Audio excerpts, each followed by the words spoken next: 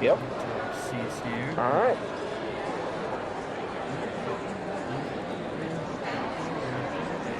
And away we go. All right. Hello and welcome to the Kino Corner. We talk about the very best in movies, news, and trailers from a certain point of view. I am joined here today by the man of fire himself. It's Draco Schmidt.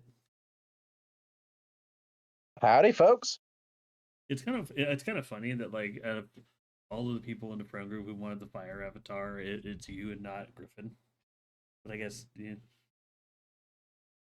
knowing what they're Well, like, I have kind of, it's a, no, and no, it's only fair. it's funny. It's just knowing what they're like. But yes, as those who see at the bottom right, the main topic of the day is going to be the Kung Fu Panda trilogy. I might briefly touch on what I know about the fourth movie and the shows, but just for the sake of just of time, but also knowledge, it's primarily going to be talking about the trilogy. Griffin says he'll allow it. He'll allow you to have the fire elemental for now. For now, he'll allow it for now. There are no mistakes. Uh, Yes, no mistakes. So I guess without further ado, might as well get straight into it. All right, and we're gonna, I guess, talk about a little movie news here. You want to talk about a little bit of? There's not a lot of movie news. Okay, full disclosure: in researching everything for this throughout the week, 95% of movie news had to do with the Oscars in March, and just like this was nominated, and this was nominated, and this was nominated. I'm just gonna be blunt. I don't care. Uh, like every year, I care about the Oscars a little bit less. Like I'm gonna, I'm probably touch on the winners in March, but that's it's like, hey, this one Best Picture. Anyway, that's all it's gonna end up being. But but in the meantime, and most of these trailers are in the past week. I think some of the past few days, a lot of trailers that came out. So we're gonna have like two bits of news to talk about and a bunch of trailers. But I guess first bit of news. Uh, this is kind of a twofer. It's the confirmation there's going to be a sequel to the live action How to Train Your Dragon, and Kate Blanchett is returning as Valka, who is Pickup's mom. Light spoilers, but you know, get one thing right. do what? At least they could get one thing right. No. Yeah, no, like okay. So you gotta remember, like this isn't Disney doing How to Train Your Dragon. It's DreamWorks. It's the separate company. It's but it was very much brought about by the wave of live action remakes from Disney. From what I saw in the trailers of How to Train Your Dragon, it didn't look awful. I just have to wonder. It just looks like How to Train Your Dragon again, and I just if I wanted to watch How to Train Your Dragon again, I'll watch How to Train Your Dragon. I just didn't see much of a point this soon after its release, you know? Yeah, Yeah, and if it's a good yeah, adaptation, it's a good adaptation. Like whenever a movie comes out and there's not much stir about how good or bad it did in the box office, that tells me that either it's just a very middle of the road passable movie, or people were expecting it to be bad and they just couldn't find anything to really bitch and moan about, and it was actually quite okay, like pretty good. So, but again, that ranges it is either from just kind of mid to decent. So if I ever see the live action, I'm expecting that, considering the hype's kind of died down. So yeah. I don't know. Again, but yeah, you're right. They got a few things right. They brought back the voice of Hiccup Dad as the actor, which is great. Can't flip. So that's that is the best thing I think that How to Train Your Dragon is doing over a lot of the Disney remakes, and that is utilizing the original cast in the whatever ways they can. Yeah. Like Because otherwise, voices are wrong. It just doesn't fit. yeah, like I understand why they didn't cast Hiccup, because he's meant to be a kid and the guy is very much not now. So that's whatever. Um, but outside of the other kids, I haven't seen it. I don't understand their performances. I can't properly judge it outside of like if I see bits of it on Reel, which I don't think it's fair to judge a movie like that. So I'm very Yeah. neutral on this casting. It's just like great. I'm glad she's returning. That seems like a smart choice. Okay, that's kind of where I'm at. Yep. Hmm. No, that's fair. All things considered. All things considered, but that also comes with a caveat. I don't know if I'm going to see this because it would also require me seeing the first one. If I'm being honest. Oh, okay. The first live action one, because I also don't know if something was changed, and if nothing was That's true. changed, I don't know. It's eh. I do think that barring the trilogy we're going to talk about later, I think How to Train Your Dragon is the DreamWorks' second best trilogy. Yeah. So, Yes. like, and it does come down to other things we're going to talk about later. I think it comes down to the I well, a little bit of spoilers. I do think Kung Fu Panda is DreamWorks' best trilogy. I'm sorry, Shrek. I love Shrek 2, And, but it carries the series. Let's be yeah, it's like Shrek 1 was pretty good. Shrek 2 carried as bad as far as it went. Shrek 2 is god tier, and Shrek 3. I think that Shrek has peaks and valleys, but I think Kung Fu Panda is Was made. more. Yeah, yeah. But again, we'll do into more detail on that later. Because the next piece of news that I wanted to kind of touch on, talk about, is this one kind of caught me off guard, and I'm still kind of processing it. Is Keenan and Kel basically saying, "Oh yeah, no, we're gonna come back. We're making Keenan and Kel meet Frankenstein." Which And is an interesting.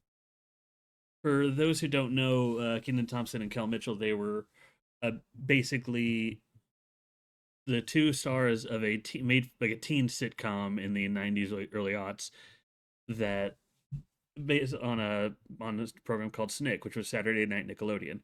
It a lot of shows. Like I think was that where Clarissa Explains It All was at, or was that also on Disney? No, but I know all that was the big call to fame of it. But Keenan and Kel and all that were like the big shows. But that so you can kind of tell the kind of vibe you're getting with that. It's kind of in a weird way. I think that era of Nickelodeon, like that all programs, like all that, like whatnot. It's almost like modern Smosh before Smosh, as weird as it sounds.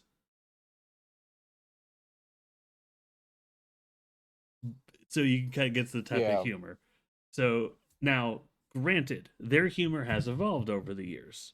Like Kenan Thompson obviously has had a more fruitful career, as it were, being a main star on Saturday Night Live, doing his own gigs. Del Mitchell has he's been more or less away from the limelight, but trying to kind of come back, do his own thing, and apparently very successful. They did a Good Burger movie recently, which I've heard was okay. You could tell some of the acting they need a little bit of chops, but maybe that little bit of practice got him out of that rut. But the whole jump to Keenan and Kel meet Frankenstein, though, all I could really assume is I think that maybe they want to become the next Abbott and Costello. And props to them for trying. Assuming that's what they It's want a to bold move, do. Cotton. We'll see how. Yeah, it's assuming that's what they want to do. And again, I am only making that comparison because it's the Frankenstein thing. It's coming out of nowhere. I guess not nowhere. I was about to say is this Loki ring selling Frankenstein. I don't know. So there's a lot of ways or a lot of reasons why it could be this specifically. Number one, it could just be like they really like Frankenstein, or Abbott and Costello didn't want to do that. That's just possible. The other thing is, there is actually a few things of Frankenstein media that are being released around this time, and they could want to pick up on that hype a little bit because we've had Guillermo del Toro's Frankenstein, which was fantastic. We're about to have The Bride come out with oh gosh, what's his Christian Bale and I cannot think of the actress's name. That seems more like a fever dream, but yeah, It kind of is. yeah. So yeah, it could be trying to get ahead on that, or this could be just part of a bigger play. And it's truth be told, I'm just theorizing. I don't know what they're doing or what the motivation is for this movie. However, I kind of want to see it. Whatever form this takes, I don't know if I'm going to be laughing at it, but I want to see it because this is either going to be an like a hidden gem or it's going to be an absolute train wreck. Yep. Much like Good Burger, because that's how Like I said, yeah. Because that's how people see Good Burger. They either hate it as just the absolute train wreck, one of the worst movies ever, or they just love how weird it is. And I think this could be in that same vein. I don't know what to make of this. What do you think? I feedback my previous statement. It's a bold move, caught. So Ooh, your well, mic's that's a little, amazing. If your mic's a little shaky there. it's I, the internet for me right now. Anyway, it doesn't really matter. But The storm. Yes. yeah, the fire's getting in the way. Well, that's fair. Yeah. The fire is just crackling. That's all it is. Yeah. Yeah. Go. Yeah. You were saying. But it is just back to my previous statement. It's a bold move, Cotton. We'll see how it plays out. If it does really well, then it does really well, and if it doesn't, oh well. Try something else. So Because yeah, I'm just glad that they're trying something at all. Like nostalgia has always been very prevalent in our culture. Let's just not beat around the bush here. So it's all a matter of timing, like when you kind of tap into that. But assuming that the Abbott and Costello thing is what they're trying to do, trying to become like one of the next great comedy duos, love them or hate them, I do firmly believe that if there is a modern equivalent to Abbott and Costello, I think it would be Jay and Silent Bob.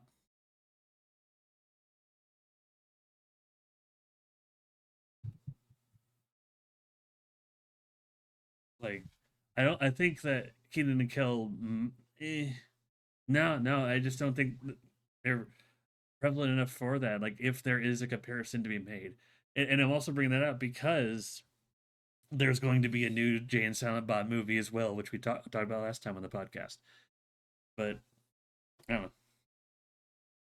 I'll once more is revealed about this weird whatever this is, I'll talk more about it. But I think right now I just want to dip a little bit into the trailers. Oh, and he's gone. Don't worry, I'll drag him back. Let me. Yep, he's the fire is affecting his internet, so he'll be popping in and out. But I'll try to take the reins of this. Is he back? yes, I am here. Sorry, Okay.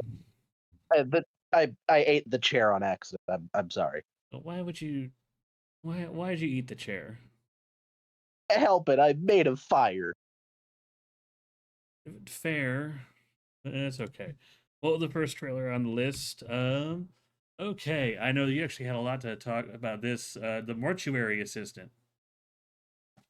Ah, So first, I want to get my perspective of this out of the way. We got a trailer for the mortuary assistant. I have not played the game. I can only look at this trailer and judge it as what is this movie going to be like. I is this A24 or is this Shutter? I don't remember now that I'm thinking about it. Okay, pardon the noise in the background. Neighbors deciding that 7:15 p.m. Now on a is the perfect time. yeah 7:15 p.m. on a Sunday is the best time to work on like woodworking in a bedroom. But let's see. Virtuary assistant. Movie. But like I'll confirm while I'm confirming that, but it very much looks like a it's Shutter. Okay. Like it looks like a competently made movie. I do think that Shutter and well, I guess it didn't really matter who it was because Shutter and A24 I think are the current faces of horror, and I I think that this movie is definitely up there in quality with what they've made recently.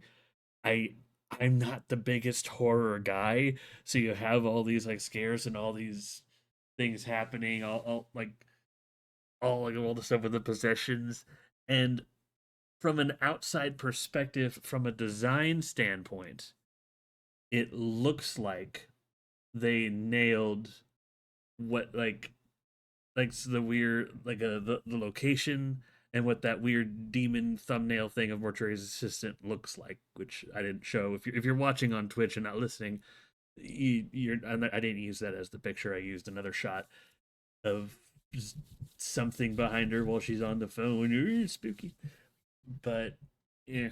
But what are your thoughts on it? I know you had a lot more to say. Yes, I have one played the game and two seen a crap ton on the game, including all of the separate endings from the game. Um, while I am excited for it because of if you go and watch the trailer, there are a number of scenes and depictions that could be just legitimately just straight out of it.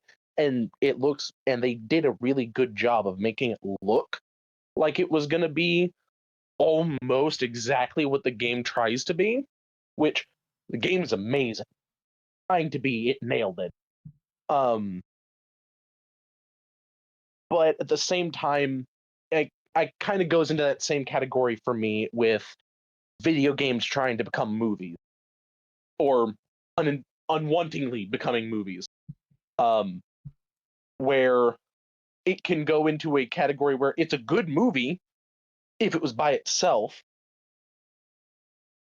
but it's kind of like the Warcraft movie. And I always go back to it because I actually did like the movie by itself versus if you try to include it with the story of Warcraft, it doesn't work. Mm-hmm. I'm hoping that the Mortuary Assistant movie doesn't get that same treatment because it looks really good. It looks like they nailed it on the head with a lot of it in the trailer. We'll see what happens whenever it fully comes out, though. And if it does, and if it is really good, you can trust me when I say this, I will be watching it constantly. Mm-hmm. Yeah, it's probably really good. I mean, if it helps, like there is video game movies coming out that I will be seeing. Definitely have words on it next time because this coming weekend I'm gonna go see Iron Lung. But yeah, that's how they're here. But which is Yeah. but yes, I guess no, I guess exciting. Looks decent. Yeah. Now to completely shift gears, to something very, very on the opposite end of the spectrum. There is a new Muppet Show. Sorry, you said it wrong. Oh right, The first shot. yeah the Mupper Shot. It's the new Mupper Shot. So yes, there's a new trailer for the new Mupper Shot, and I'm gonna say the tr- the tone they're going for, it very much looks like a variety show, like the '70s one, like an actual variety show. Celebrity guest, like occasional fourth wall breaks behind the scenes, but primarily a reality show or variety show, I should say. The comedy does look very reminiscent of like the '70s Muppet shows. uh, and it's definitely for kids, but it has that little bit of old Jim Henson adult edge. Like there's a few little jokes that just like, oh, that's a little bit mean spirited, and just enough to give people a consistent chuckle. In the spirit of that, I think it looks good. Where I think it falls for me is the voices of okay, it's not even all. It's just Kermit. It's everyone else sounds It's just fine. Kermit. It's just Kermit. Everyone else sounds fine, but like there's something about the voice they gave Kermit. It sounds just a bit off. And I don't know. Sounds a little flatter, like that just doesn't hit the same way. Yeah, so I know voices change over time, and like obviously you're not gonna have the same person doing the voice forever, but there is a rule in animation that the character is the voice. So when you have to pass the torch, as and this isn't about nostalgia, this isn't about just trying to hold on traditional values. The character is going to have to sound at least really close to who the original voice actor sounded like if like in most cases. And this even applies to extreme cases. This is going to sound like a weird tangent, but bear with me here. Think about the Joker. Like we have so many iterations of the Joker, and not all of them like land for people. But think of like the good ones, like Mark Hamill, John DiMaggio, and whatnot. They all have this similar bit of diction and pitch to them. This similar tone of like, oh, that is a scary, intimidating guy. Like there is some level of sameness, even if there's some minor differences. They follow a very similar speech pattern, a very similar level of diction. Like you can hear their voice and And they go, yeah, like you can hear their voice and go, "Oh yeah, no, that's the Joker." You don't even have to see their face. You hear their voice and go, "Oh, that's the Joker." When I hear the voice of this Kermit, I don't see like if I close my eyes and and I hear the voice, I don't picture Kermit. The Muppet I actually picture, and I forget the name. It's that yellow Muppet from like Muppet Most Wanted and the recent Muppet movie. Is that new one they tried to add? It's it's weird. It's all and if they did need to pass on the torch to someone else, yeah. what they could do, since it was introduced way back then, is um, essentially grow up Kermit's son from the old show Well, no, not and have necessarily him. that. No, nothing that far. Like, here's the thing: Muppets are timeless, and Yeah, like that's like because the fun fact about the voices of all the kids, most of them were done by like the same six people. But I'm just saying, like, I think maybe a more apropos comparison would actually be Goofy. Like the voice of Goofy that we grew up with is not the voice that Goofy is now, but you can hear the voice of Goofy now and just, oh yeah, no, that's Goofy. Like there is no yeah. like that's all I'm saying is I don't believe there should be I should be able to hear the voice of this Muppet and just unmistakably go, hey, no, that's Kermit. Even if it sounds different, even if like it's slightly different than what it was before, because it's allowed to be. Hell, there's a Yeah. comparison within the Muppets. Muppets Most Wanted. I just mentioned that. That's not the original voices, but I could hear the voice of Kermit there. Oh yeah, no, that's Kermit. What's wrong with that voice? What was wrong with like It's all right. but All no, right. like that's my only major nitpick. Everything else, it sounds. I mean, it seems fine.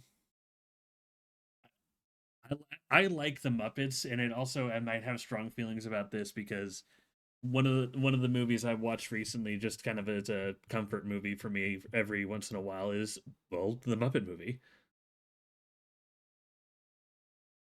You're fine. No BP. You're fine. But yeah, like I heard them listen to like the Muppet movie that listening to Rainbow Connection at the end. One of my favorite bits to just kind of listen to calm is just the last line of Rainbow Connection at the last scene of the movie. Life's like a movie, write your own ending, keep believing, keep pretending. Like I love that bit so much. Like and just so like those kind of things. Those are the Muppets that stick with me. Like and then like that voice, like that kind of Kermit. So I don't know.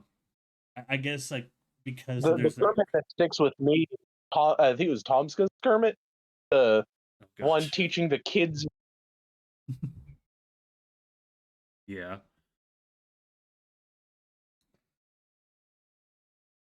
Shut up, Billy. Well, at least it's not the one. At least he's not trying to sell us Wilkins coffee. Hey there, you want some Wilkins coffee? Pulls out a fucking blicky.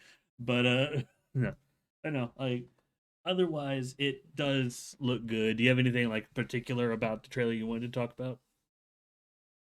Not in particular. I mean, it looks fine from everything that I've seen, and you've already touched on the fact that Kermit voice is just not quite there, but maybe they'll get it there in the actual shooting movie and not just in the trailer. That's the thing. Like, maybe I just need to listen to it a few times because that's also possible. Is like maybe the voice sounds. Maybe I'm the asshole. I have had cases recently where like I had to watch some things a few times and like it got a little better. It's just that initial whiplash. It's just like this is different. So I'm hoping this is a similar case, but again, the fact that the Kermit's the only one that I register, it sounds different, but just it's off, but everyone else sounds like a little bit different. But I could still recognize, yeah, that's Gonzo, that's Rolf, that's Fozzie, that's Piggy, that's Rizzo, that's Pepe. Like I know all these characters. I don't know. I don't want to ramble on too much about the Muppets. I'd love to, but yeah. Now the I guess move just to move on real quick. The next trailer, I guess on the list would be here we go, the Wildwood. Now I'm a bit Oh, playing loose with trailer for two of the ones on my list. One's a teaser, which we'll get to later. This one, it's trailer in heavy quotations.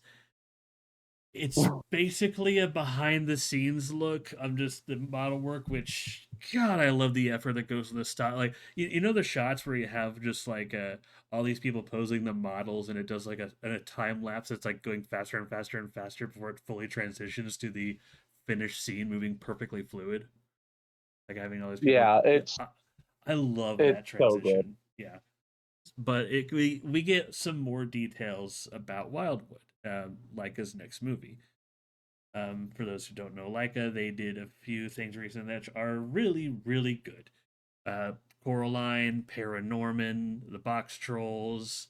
One of my I think is an underrated one, which is Missing Link. God, it's so good. But Their movies are top notch.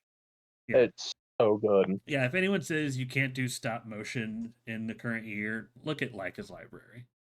I want to do an episode on Leica at one point. I could gush about how good their movies are. I Paranorman's watch every October movie for me. Yeah, Coraline's that for me. It's too good. Yes. But yeah, this is more of the same. It has like this mystery vibe to it. And there's these woods, there's this mansion, but they drop subtle hints. The reason I say it's basically a trailer is we drop subtle hints about what this world is. One, the manor and the wild woods this is based off is actually based off of a real world manor with just I think it has a haunted history, which is freaking awesome. It really is because And there's so many things you can do with that at that point. yeah, and they went through painstaking detail to replicate this manor in every way they could, down to the room. And I think the only like the layout is exactly the same as it would be in the real world, with minor like wallpaper and furniture changes to accommodate their story. But that's pretty much it. Like you can visit the manor from the Wildwoods. It is a real place. That what this trailer kind of shows us. Yeah, you can go here, like, and see the landscape that they base this movie off of, and like it seems like there's I wouldn't say Fae is what we're gonna kind of go for. I think that's too I guess mystic. On the nose. It's too on the nose with some of the imagery with the first trailer.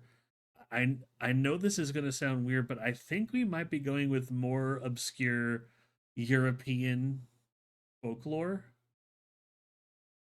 Wild Things Are style, Yeah, yeah, maybe we're where the Wild Things Are. maybe like Native American kind of like yeah, like it's like the like it's Fey adjacent, but I wouldn't say we're gonna like see some things like I don't think we're gonna see freaking gnomes and fairies just floating around the manor. I think we're gonna see. I, I'm getting the vibe that most of like the creatures and most of the happenings in this world are gonna be more implied than shown, and it's this girl kind of experiencing that because there's things about how she's sent to this manor to like work and live, and she's like, oh, okay, I'm only gonna be here for a few days, and like the one of the maids scoffs like, yeah, sure you are, like that, which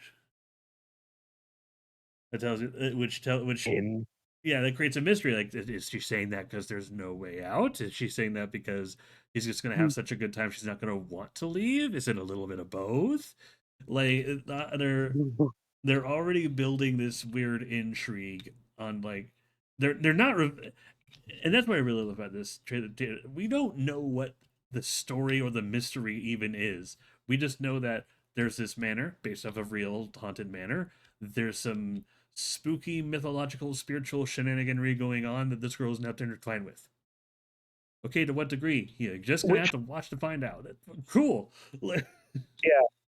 Oh, and even then, even if you do research on the actual place and look into and see if there is anything, Leica are the kind of people to not even do that. Like hit it, be like, yeah, this is an actual place. Go research it. You can see it, and then the movie's about something entirely different, and that was just to throw you off the trail. There's such good movies. Oh yeah. Sometimes they'll go off of like actual story, actual mythology of what things are, and sometimes they'll twist it because oh, now it's funny. There is one movie I'm going to talk about a little later that's a Leica movie I watched for the first time, and I'll go into detail about that when we get to new and recent films. They kind of do that in that movie. But no, like I'm looking forward to Wildwood. I because there has not been a movie from Leica I have not liked. Like I think no matter what this happens, this is probably going to be a go see in theaters for me. Like I Oh yeah, like this, but because there is no ambiance like watching one of their movies in a theater. yeah. Plus, their movies are just funny. They're so funny. Like there's always a few lines that just fucking destroy me laughing. One of my favorite lines in Missing Link is like a the slight spoilers, but they go to a village of Yeti and like the one of the elder Yetis when they go there, it's just like, oh yes, one of our sayings is just, and they just kind of scream incoherently, just, it's like, oh, what's that mean? It means go away. We hate you.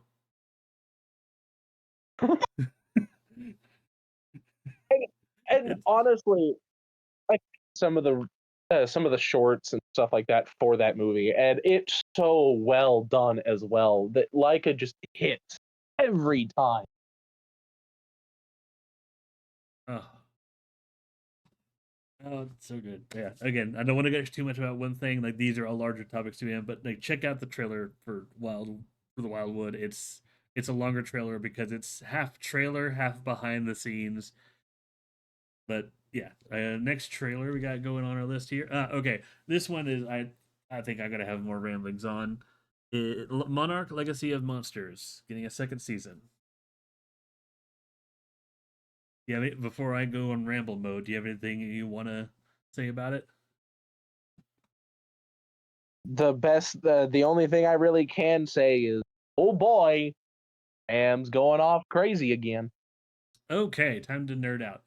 All right, so I am very happy to see that this series, season two is picking up right after it left off. So for those who don't know what this show is, Legacy of Monsters is doesn't focus as much on the kaiju as maybe this trailer might lead you to believe. Rather, it focuses on the organization Monarch. Season one actually bridged quite a few gaps in knowledge between like all the jumps between Godzilla 2014, Kong Skull Island, and Godzilla King of the Monsters. It evened out that timeline very much to understand what is Monarch Steel, how did they get here and here, how do they operate as an organization, how did they get to where they were. It very much pads out that detail, and it also explained a lot of the weird time shenanigans that's been in the background in some of these movies. Um, season two is kind of going on that. I think the ultimate goal of season two, as far as timeline perspective, is it's going to further clarify some of the background stuff with King of the Monsters, but then also start to bridge a lot of the gaps between it and the Godzilla Kong movies. Because both Godzilla and Kong will make appearances in season two, which is very notable. Now, to get specific nerd knowledge here, excuse me. Basically, the big revelation of Legacy of Monsters is there is a layer between the surface and the Hollow Earth. I believe the name for it is Axis Mundi, and this in this area, or just being in the Hollow Earth, time moves different, and it's basically it's a gravity thing. Basically, the idea is, well, it takes longer for a year to happen when you're in the center of, like, out here than over here. So like maybe you spend a year out in Hollow Earth, but it's not really moving as much, and a few years will pass overhead. It's basically theory of relativity, sci-fi, blah blah blah. It's based in some level of reality, supercharged for science fiction. It is what it is. But at the end of season one in Axis Mundi, due to some of the things the characters were doing and their revelations, let's just say there was a mini. I'm hesitant to call it a fight. It was more of a beating between Godzilla and this thing called the Ion Dragon. And as cool of a name as it is, Godzilla just appeared and just went no, and just fucked it up. But in doing so and everything there, like there was some mountain that got destroyed in Axis Mundi, and one of the last shots in Legacy of Monster season one is something coming out of the mountain, which has now been confirmed to be that new kaiju we are seeing in season two. So Poopy. yes, so where this goes, how this relates to Kong and everything, and how it's going to progress, I don't know. I do recommend Monarch Legacy of Monsters because compared to the wrestling fucking monster action of the movies, this is more grounded and themed around the human. So if that's your cup of tea, this series would be worth the watch. That's all I will say about that. But we all know, but we all know the reason you watch it is so that you can watch the big monsters go hua. That's one reason I watch it. Yes, big monster go bonk. One of my favorite memes from Godzilla Kong New Empire was just like, it's that SpongeBob bit of the monkey chain, the monkey fist, the monkey, and it's just King Kong just the monkey fist, or like the monkey chain. He basically just seen from Skull Island where he gets the propeller of the chain against the skull crawler. This he goes the monkey fist, showing the atomic fist from New Empire, and then the final scene, the monkey, an actual scene from a New Empire where Kong grabs a baby Kong and just proceeds to use him as a flail to beat a bunch of other monsters. Kong literally beat an MF with another MF. Well, when you're running out of weapons. It was amazing. But yeah, okay, that's all I'll really say about that. But yeah, kaiju fans preferring humans, ha. Hey, it depends. It depends. I'm just saying, man. Godzilla minus one is widely considered to be the best Godzilla movie by most fans right now. I am one of those fans, and there's a reason. Because it actually sets up a story. A lot of them do. A lot of them do. But it's yeah. Yeah, let's see here. All right. Here's the other one I'm kind of half cheating on. It is not really a trailer, more of a teaser. Most of it's continued footage, but we have a new teaser for Supergirl where we get to see the main man himself. Lobo. Can I just say, like, Lobo looks fucking perfect. Like, I don't Ah, like there are times where like you have characters that were born to play a role, like Robert Downey Jr. as Tony Stark. Uh, you have oh gosh, I can't think of his name as Wolverine. Hugh Jackman. Hugh Jackman. Thank you so much. Yeah, the huge jacked man as Wolverine. But this is up there as like this could be perfect. This could be just the perfect casting. It's gonna come down to acting, but I just want to say, as far as just visual aesthetic, nailed it. Perfect. No notes. And as I have said and will continue to say, Lobo is the most loved yet most hated character because he is both. Yeah. You love him when he's there, you hate him when he's not. Some people hate him when he's there, but like he is the most the he's the criminal everyone wants to hang out with and have a beer with. He's Yeah, he's pretty much also it. he's also for really weird reasons almost as strong as Superman and can survive hits from Superman and And has a bike that can almost it keep can up with survive, Silver Surfer. can survive space travel. Yeah.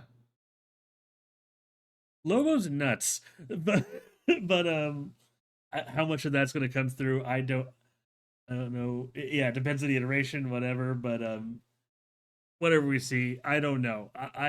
After Creature Commandos and the latest Superman movie, I trust what James Gunn's doing right now with the DC. I'm like there hasn't been anything yet that's like an egregious just mess up in terms of just storytelling and representation of these characters so far. So we'll see how this goes. I'm just Fingers excited. crossed. Do what? Fingers crossed. Yeah, yeah. We'll see. I also like that they're also going up the angle because we were introduced to Supergirl as someone who drinks a lot, and they're kind of hinting. They are adding with hints of this new teaser that there is a reason. It's just it's all comes down to that line of just like, oh man, imagine losing everything in a day, and she just kind of looked. I was like, Krypton wasn't lost in a day. Basically, just telling us, oh, shit was fucked for a while, and she was there for the whole thing. That's why she drinks. Got it. I understand. Like that. Like I just think that's one of those. Just like man, it's good writing. But no, it's the main man. What else can we say? The main man is here. Jason Momoa is here.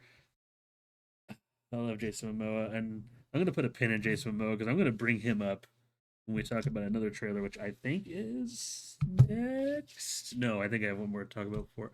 Okay, Could no. be the last one. Yes, it is next. Okay.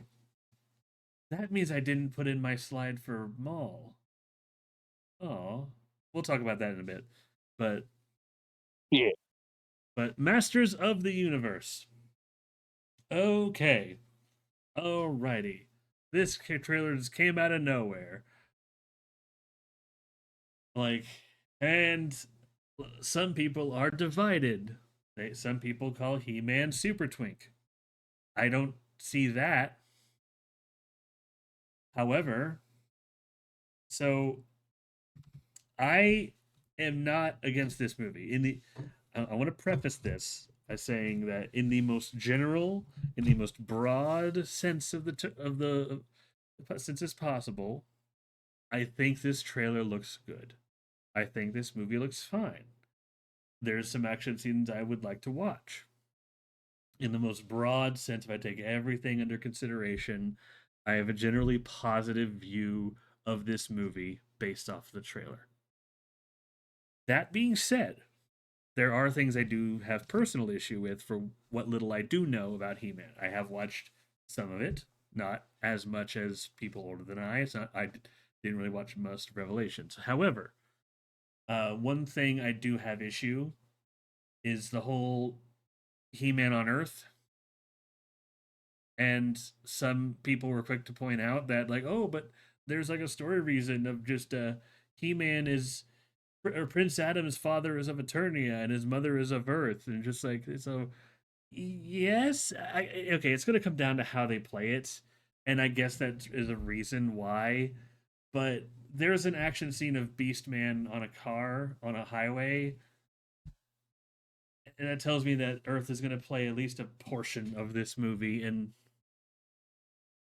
that look, I know that that fact may be true, but there's not many instances in the original show or even in Revelations where they actually went to Earth. So what's so wrong about just having a He-Man movie in Eternia and only in Eternia? Is that such a Oh, toxic concept? well, yeah, don't you know it? We have to set up the story for like 4 or 5 more movies. Like okay, look, again, that's why I say it's going to depend on how they do it. If He-Man's only on Earth in the beginning and that Beastman action scene's also in the beginning, and maybe like for the first 30 minutes they're on Earth to bring Prince Adam, and then they're just on Eternia, and then for the next movie they're just in Eternia, okay, I can live with that. But it's just if going off the trailer, it seems like they're gonna be bouncing back and forth, and I'm just like, but why? Prince Adam lives in like no matter it doesn't matter where he's from, like he lives in Eternia. Okay. The other thing, and this is so fucking petty, and I know it's so fucking petty. I know people call He-Man super twink. I don't see that. I wouldn't go that far. However, I Prince Adam, like you can tell from the shirt, you got those muscles poking out. Oh yeah, that looks like Prince Adam. But when he goes He-Man mode, he he doesn't look as buff as he should. And but I can look past that. It's the shout. It's the I have the power shout. Yeah. It's when think about like the show. Think about like Revelations. Think about the first live action movie. Whenever He-Man shouts I have the power, it's an event. It's usually done like once per episode or like once or twice in a movie. So when he shouts it, like that theater needs to boom.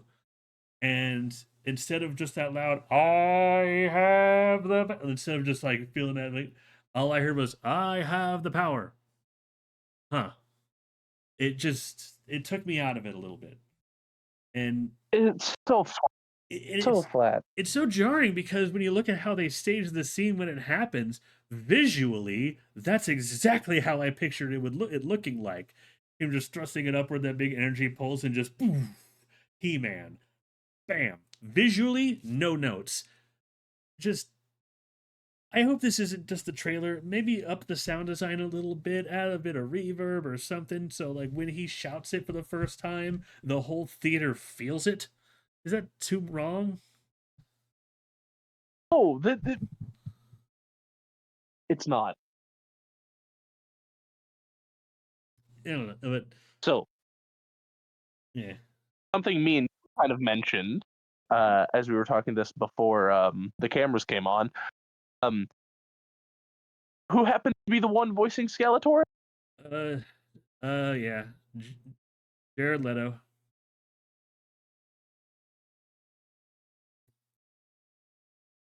Gonna be interesting.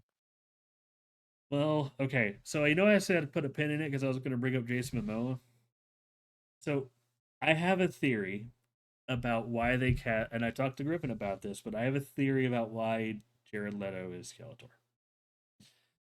And I don't think it's because he was the best choice. I think they were looking for something very specific, and he fit the price bracket.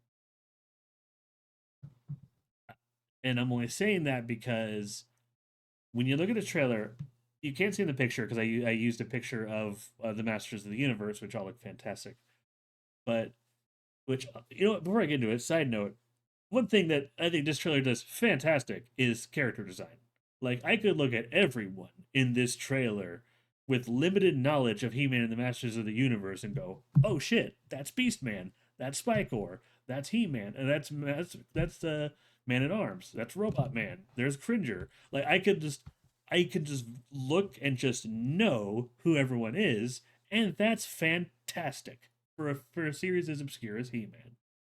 Good on that movie and whoever's doing the wardrobes and the designs. So good on them for that. And that's especially true with Skeletor because he looks freaking great.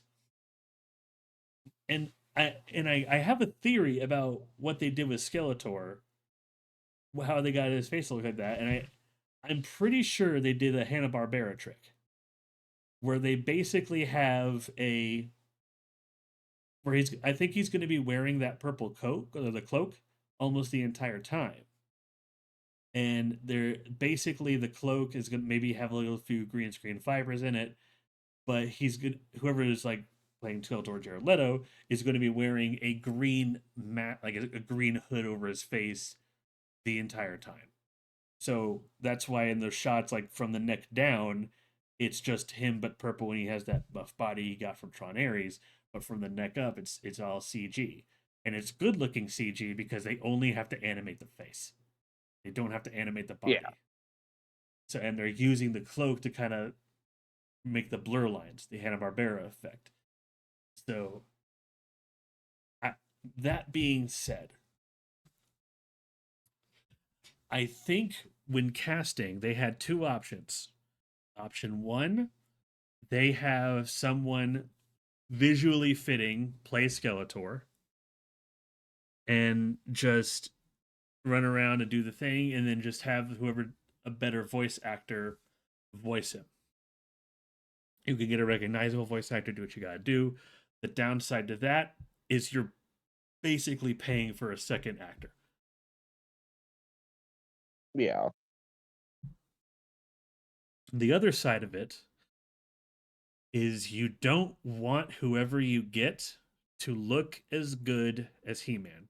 And I know that's weird, but when like the one of the big like so I don't know, no shame on Skeletor, because one thing people like to think about Skeletor is he's still jacked. He's still a fighter, something this trailer shows well.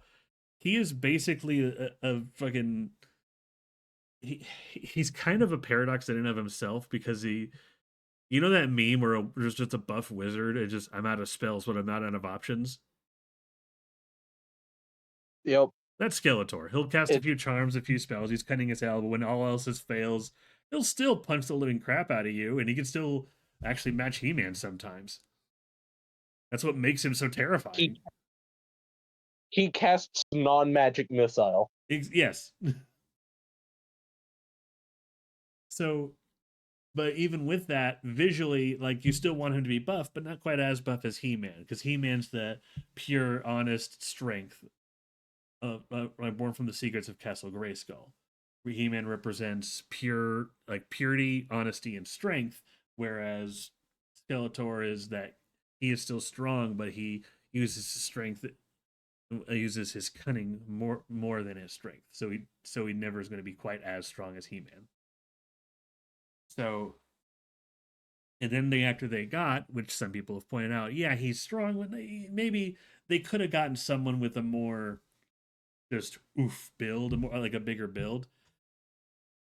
And I mentioned earlier, put a pin in Jason Momoa. I'm just like, fucking cast Jason Momoa as Skeletor.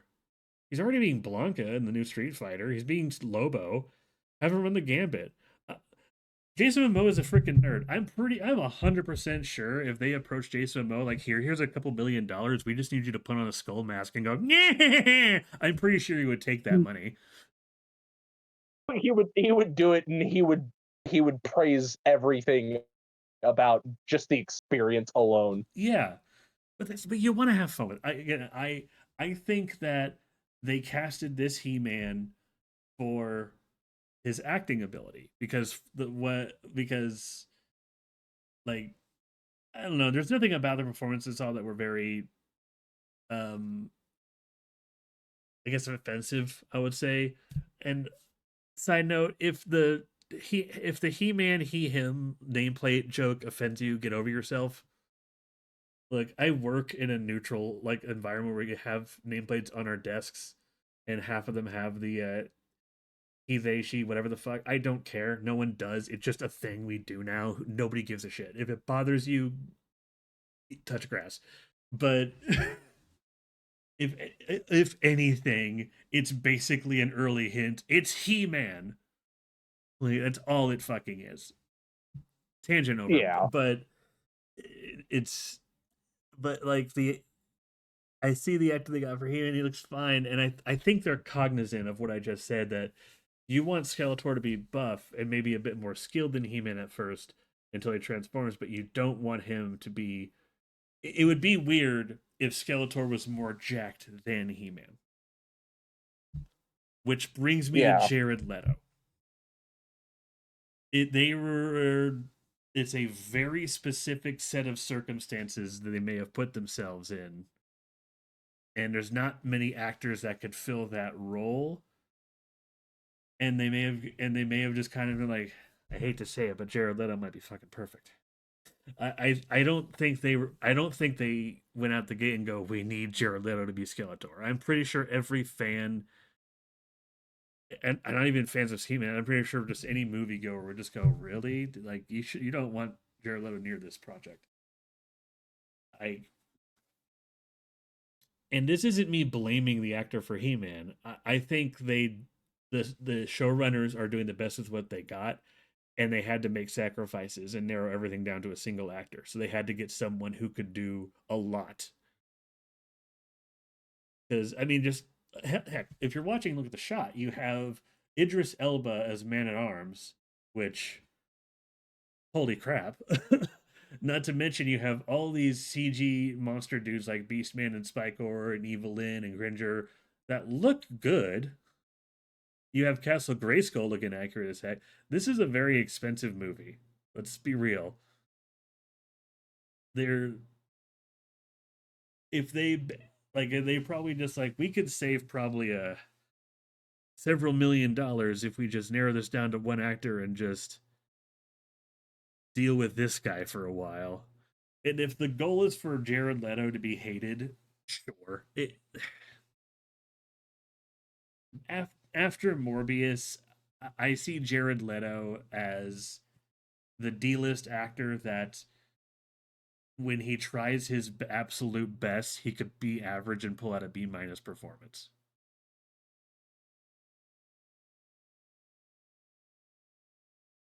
And Uh, that's probably the best you'll get out of Yeah. And if he gives us that, if the worst part about this whole movie is that Skeletor could be a little bit better, I think I might consider it a win. And you know what? And I'm going to leave the door open because I haven't seen Tron Ares yet. I don't know how he did in that, so I have no basis for this. I might be wrong. Maybe Jared Leto will just decide. You know what? This is the movie I actually want to give a shit in. And hey, maybe I'm even more wrong. Maybe they cast Jared Leto and Skeletor's just not going to talk throughout this movie, and they basically just told Jared Leto, "Here, wear this skull mask and shut the heck up." it.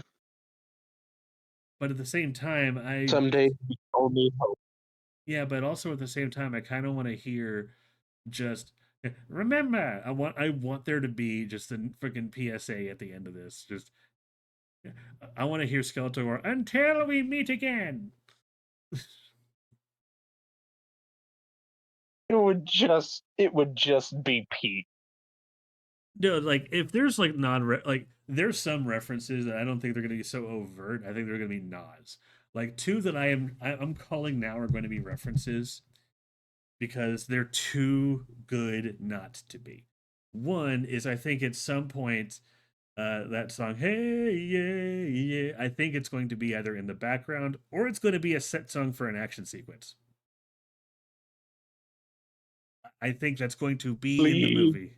I am. It's a solid prediction that I think that is going to be in the movie.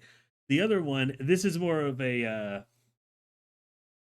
It's kind of a deep cut, but I think a soft reference will be Prince Adam when on Earth. His car of choice to get to work is a pink Cadillac.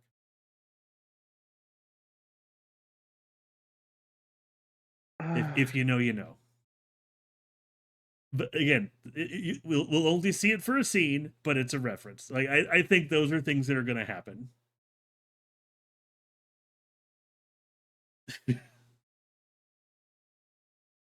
Oh Lord. Yes, Griffin's right. Do it, cowards. But yeah, I'm gonna. I don't. Now I'm gonna move slides. I don't think I did. No, I did not. So I moved the slide to new and recent films. Before I start new and recent films, there is two more trailers I talked about that I thought I had slides for. I am gonna have to I dig. think it'll be Maybe. because I Oh think we talked about. no, we did. I see what I did. Okay, I have slides for them ready, but I didn't upload them. Oh yeah, and I bet to put the okay. All right, so there's two more. One, yeah, one is the new Darth Maul show. Kind of hype. Yeah, and it is an animated series. It's not a movie. It is a series. What do y'all For the think? first time in a while, we have finally seen Clone Wars coming back, or at least the style. Yes, I'm all for it. Like I know Star Am Wars too. currently is in a very different spot. I think it's safe to say that The Mandalorian and Grogu are the current face of the Star Wars now that the Skywalker saga is more or less done. Um, but I think we're now in that era where they're just going to kind of throw random shows at us for experimental stuff until they fully decide and commit to a new full movie. Plus, Mandalorian and Grogu is coming out this year. We'll see how that works. I'm excited for that. But to get on Maul Shadow Lord, no, this I I'm all for an anti-hero story. I'm excited as hell for this. Yeah, it's gonna be. I don't want to confirm and say and set in a prediction that's gonna be good because you can never tell quite perfectly, but there's a high chance this is gonna be good. Yes.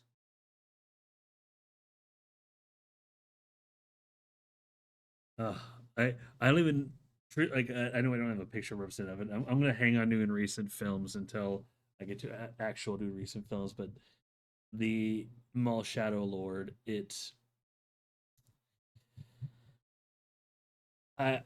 makes me happy because when I dig through the comments when I read earlier, I know to see if people have questions about it. It makes me kind of happy, but also makes me raise an eyebrow. It's like, so everyone universally understands why the Emperor is hunting down Maul. All right, nice. I'm glad we're not past that. We're past that BS. It's just yeah, like the whole how is how the Sith work. If there's too many Sith, but you can't allocate power, so you got to take out Maul Yep.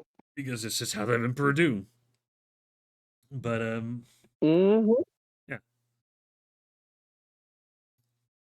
and maybe it's to a point where Darth Maul will be like, at least for this, I'll work with these apparently maybe Jedi and maybe just a big fu to Palpatine, bring them over to the dark side as well, just to further dilute the power.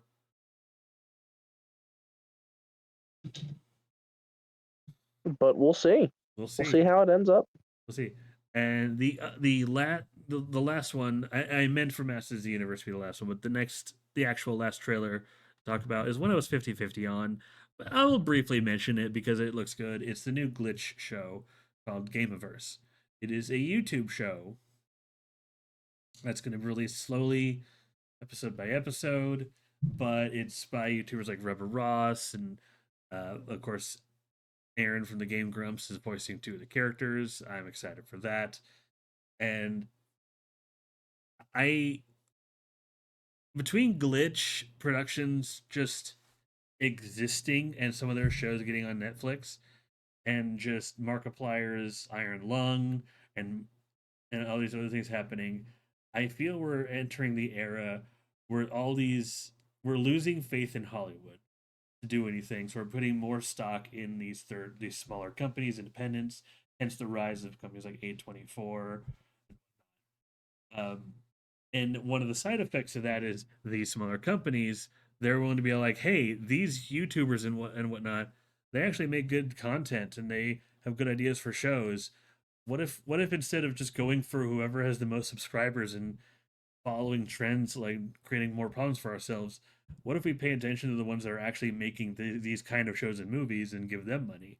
I think we're going to see a rise of creator content breaking these boundaries into like film and streaming, and in a good way.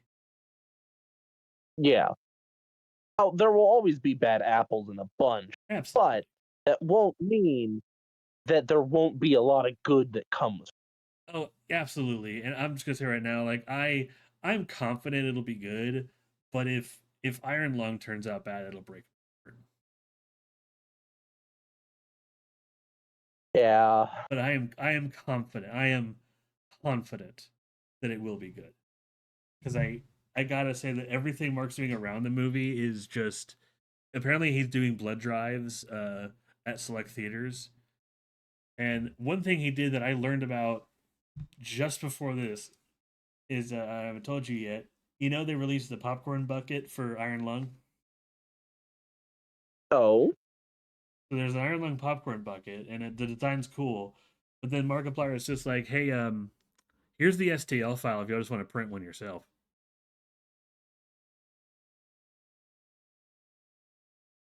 a man of the people. Right. Like I would see him doing that because Markiplier has said in multiple like streams and multiple like interviews, everything that he said it himself. The amount of money he has is absurd. He doesn't need more money. He doesn't want more money. He just wants to make the movies he wants and have fun with his friends. Like he's living the best life. He's living the actual dream.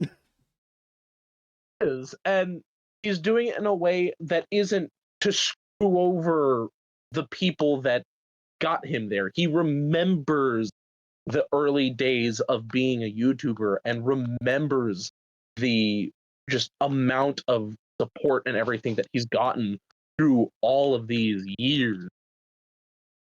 Yeah. Uh,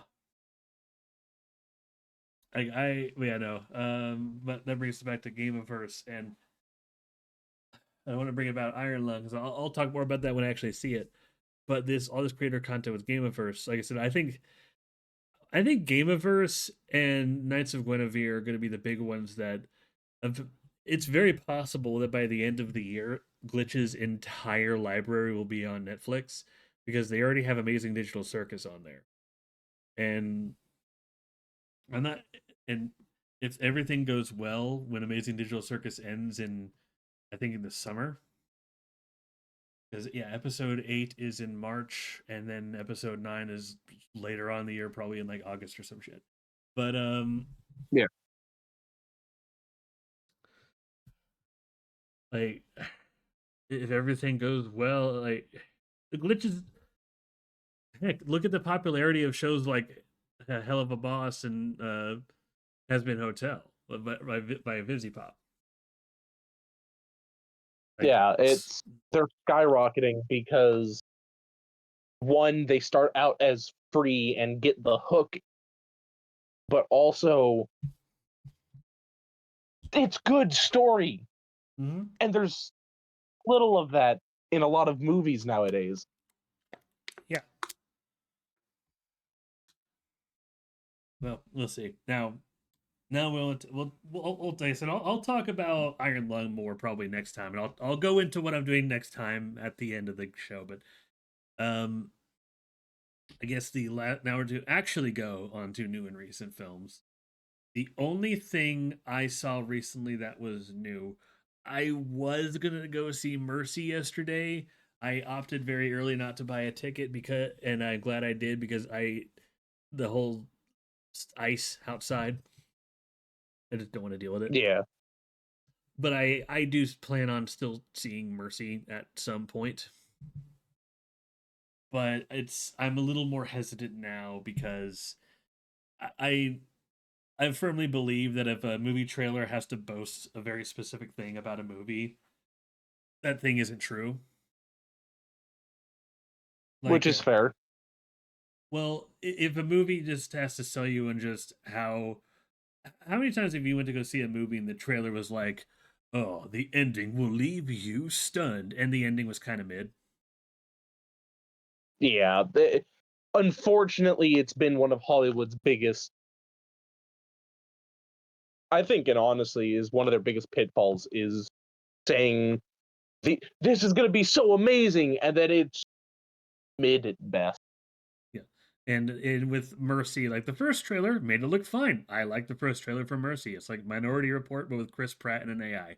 It has this kind of weird future vibe, Blade, like almost yeah, almost like a weird mix of Minority Report, Blade Runner esque thing.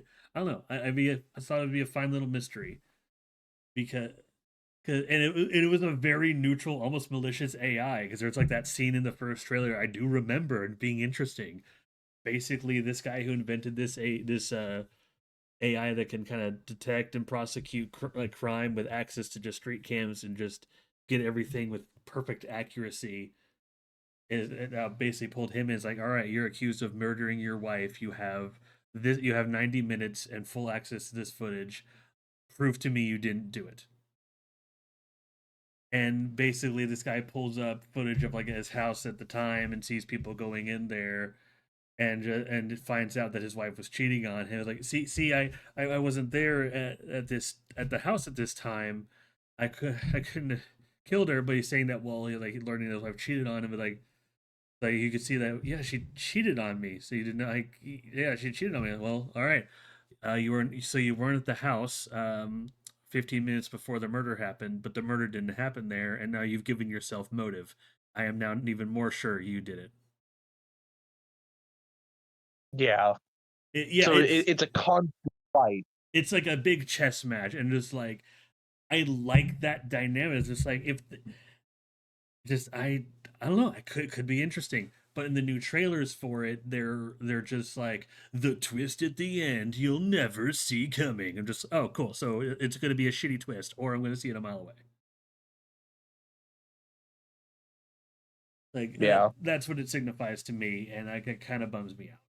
But the one movie I did watch on Tubi, and we stand Tubi here, is a Leica movie I had not seen yet called The Box Trolls.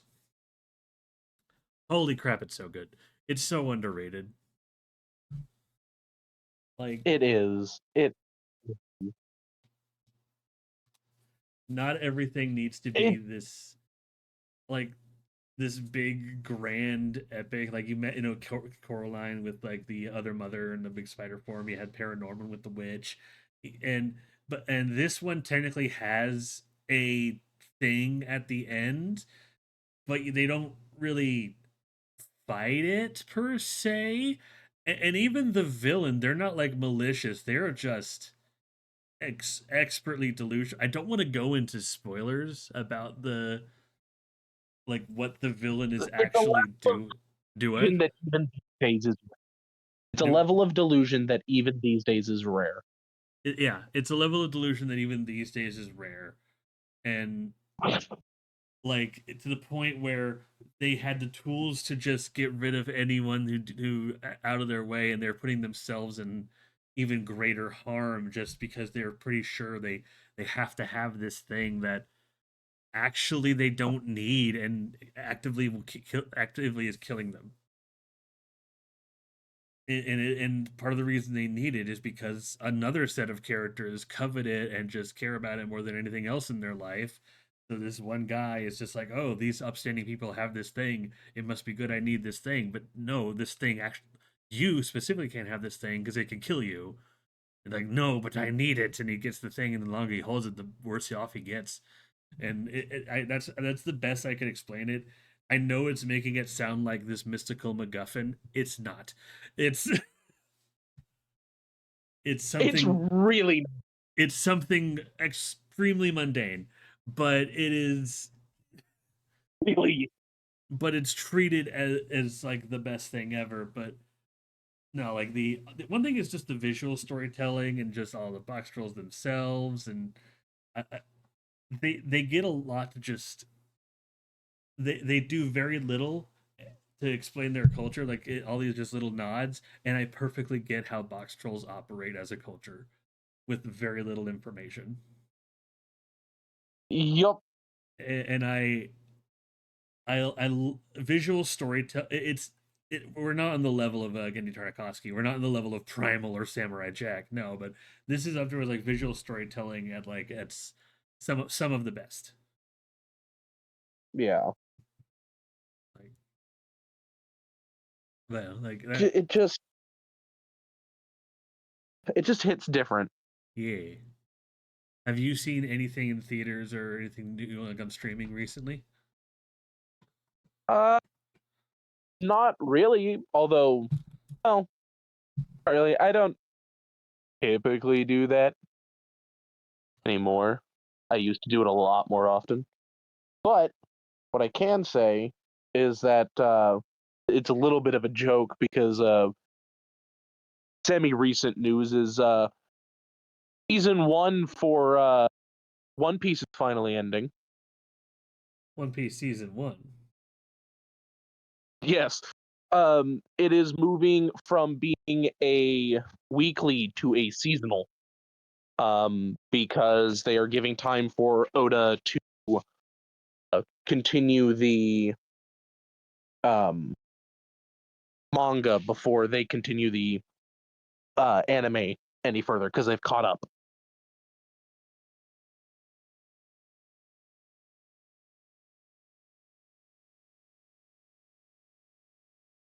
Hmm.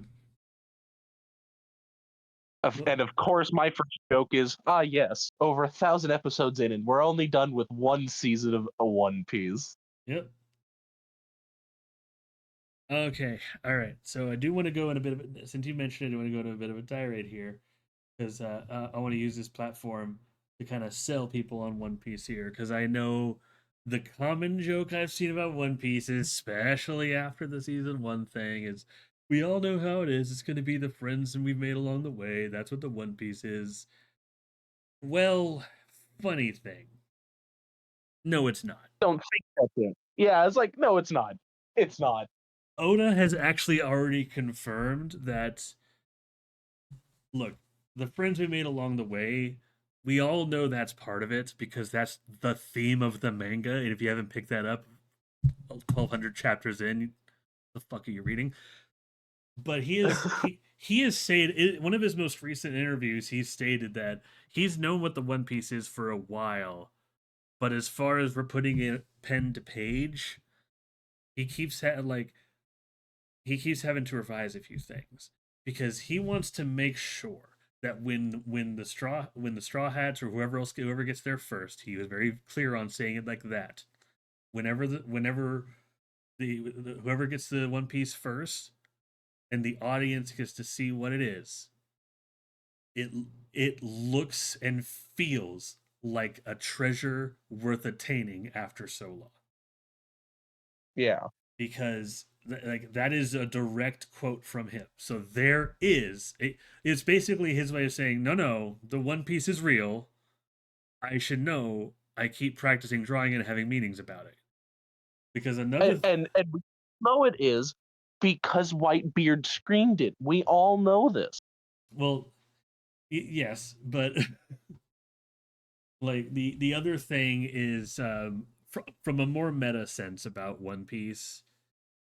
I think it's now's a good time to read it because of the season. Well, it's always a good time to read it, but the knowing that there is going to be a thing about One Piece. There is going to be a One Piece. There is going to be a physical thing, and there is going to be a reward. When it releases, like what that reward is, I'm pretty sure is up there as one of, if not the most closely guarded secrets in fictional history. Straight up. Because Oda knows what the One Piece is.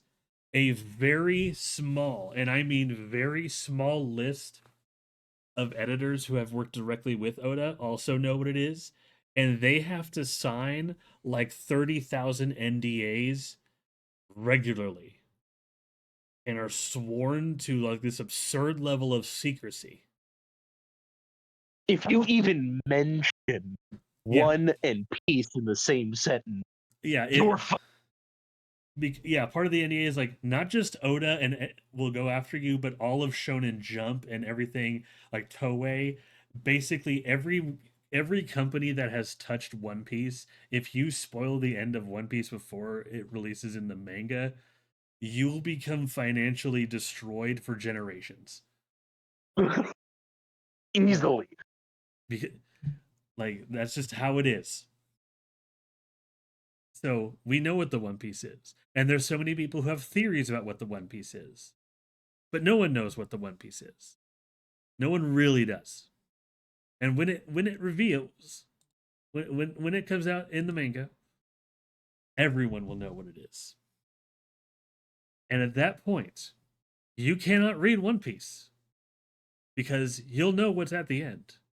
And that journey will no longer be able to be special to you. You've had Yep. 30 years. 30 years of saying, "Oh, it's too long. Oh, I'll never get it." You've had 30 years. And if you don't want to read One Piece now, and then you feel FOMO in about 5 years when it ends, which side note, we're at the end game now, motherfucker. Oda has made it very clear we're in the last saga. There are things happening in the manga that are a lot of finality. I'm not saying it's going to end this year because that's just kind of manga One Piece is, but it is reasonable to assume that 2030 that's that might be the year. That is a reasonable guess. Mm-hmm. Now it sounds like a really far away, but again, you have to remember this is One Piece. This is One Piece. Like, yeah. It's just like it's gonna happen. So yeah. One Piece season 1 is ending. There and hey, if you want to watch the anime only, do you know about the One Piece?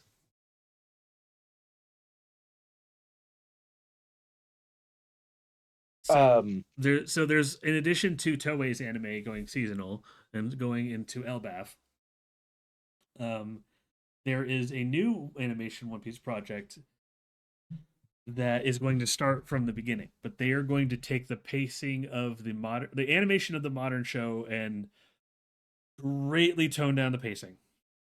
Use modern anime standards. So ah, so like the entirety of East Blue from Luffy meeting Zoro to like probably let's say Buggy in Orange Town, that might end up being like 10 episodes. If that. rather than two. Was it only 2? Because episode 1 was Alvida, Yeah. episode 2 was Zoro. Well, episode 1 and 2 were him picking up Zoro, and then one is them getting Orange Town. No, no, I'm off. thinking of Logue Town. I'm thinking of that. Ah, No, I'm not thinking of the big top. Yeah. No, that's gonna happen. Like, yeah, that's gonna, yeah. And I'm more thinking about the pacing of modern One Piece, where they basically the pacing of modern One Piece in with Toei right now is one chapter is one episode, and I'm just like, you can't do that.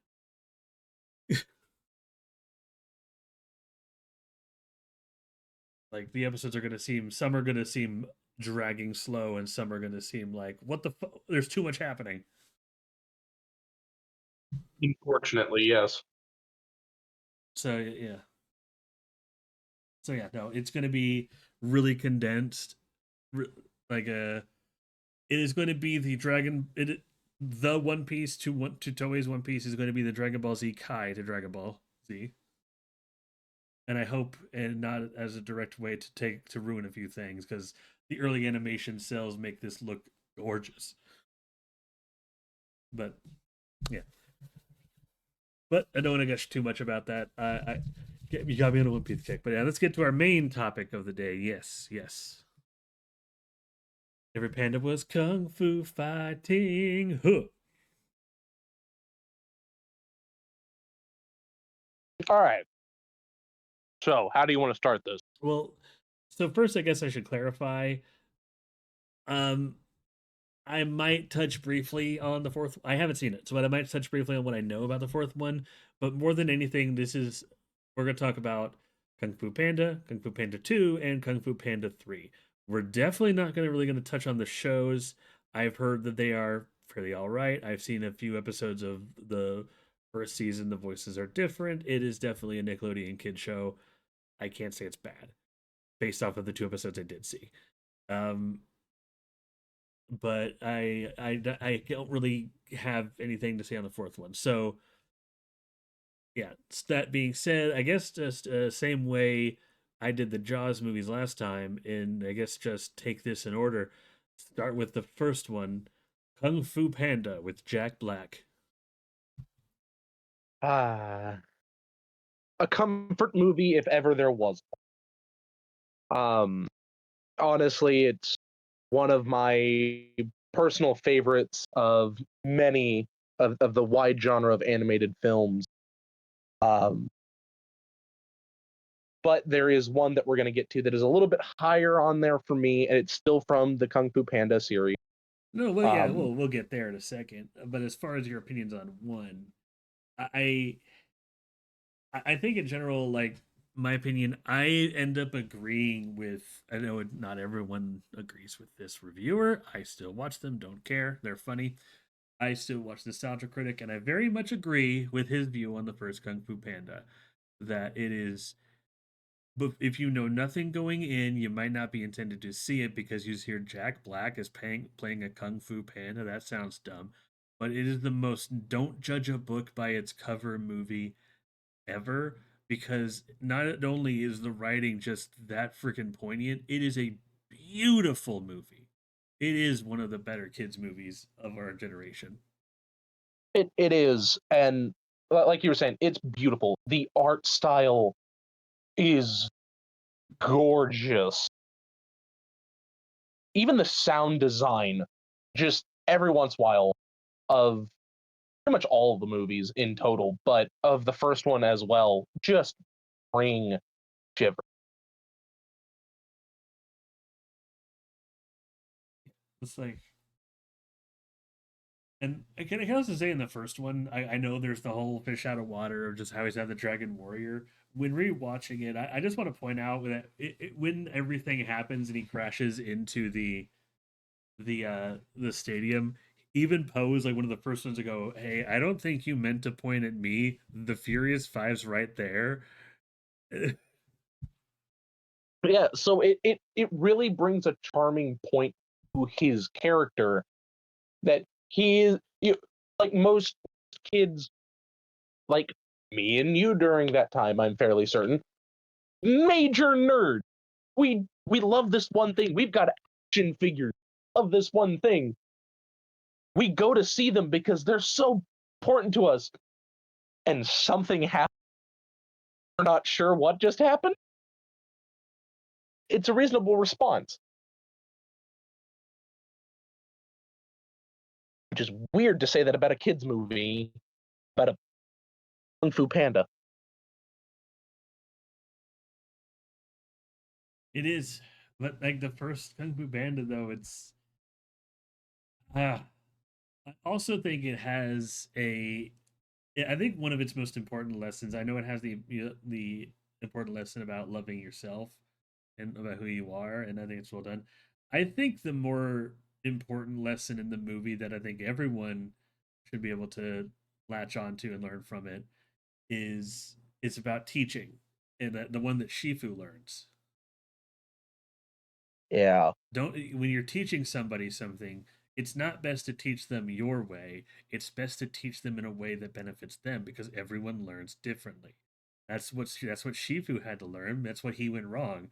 That lesson is why Tai Lung exists. Like because he tried to like force the lesson a certain way and it corrupted him. And then Tigress was starting to go down that same path.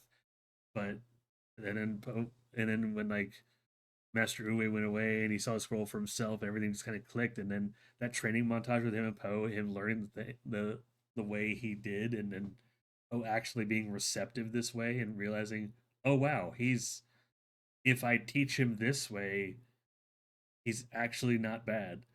He actually has a lot of You raw talent. Yeah, like I think that's a really important lesson that a lot of people don't look at in the movie that people really should take to heart as well.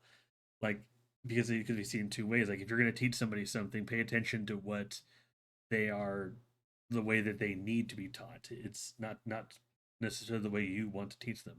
And if you want to learn something from somebody, um, well, be honest about how you feel about their teachings, because all Poe did was stress eat. He wasn't talking about anything. That's why he had to endure so much for so long. He wasn't communicating a damn thing. Like again, it's an underplayed lesson, but a lesson in the movie nonetheless.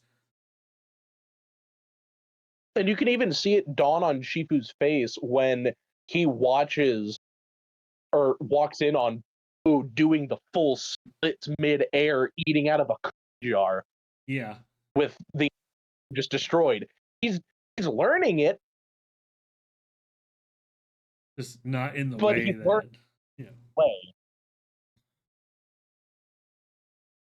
Uh, yeah, and Yeah, that so then when he fights Tai Lung, he's not. The reason Tai Lung struggles is Tai Lung is expecting this fight, this direct kung fu fight that like he would get on the bridge, like and because that's how that he's undoubtedly the best at those types of fights, and that's why he did so well against Tigers and whatnot. Yeah, sure, Tigers, and then they got a few tricks, they got a few hits in. No one's denying they didn't, but then Tai Lung is just built different.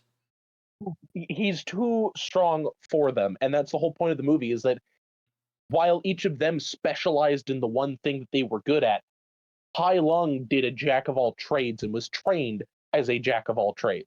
Yeah, and he was trained down to his core to believe like, all right, these people are going to kung fu fight. They're going to fight me in this particular way, and if as long as it's this particular way, I'm going to win.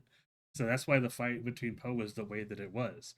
Poe wasn't fighting Tai Lung the way that Tai Lung wanted to fight him. Poe was fighting Tai Lung the way that Shifu taught him at the end, the way that benefits Poe. He wasn't going to just submit to what Tai Lung wanted. But, He was the one in control of the battlefield in the end. yeah, yeah, Poe got his style. But this brings us to what I believe is the best of the three as well, Kung Fu Panda 2. It, in my opinion, it's such an underrated. It's easily missed between 1 and 3, purely because I think a lot of people Really? I don't have. think it's missed at all. No, okay. I think it's like overlooked in the general grand scape of movies. But when people think of Kung Fu Panda, a lot of people think of the first two. And like I always see those brought up. Yeah, and maybe, but with a lot of the stuff that I have also seen myself, and maybe it's just a difference of what we've seen and everything else like that. 1 and 3 are like the most recognizable, but 2, and I've even heard this is like a number of people believed that Lord Shen, the villain of the movie, was a pretty flat character. What? Yeah, I know he flat. Lord Shen was the Actually, best villain in the series. yes, easily.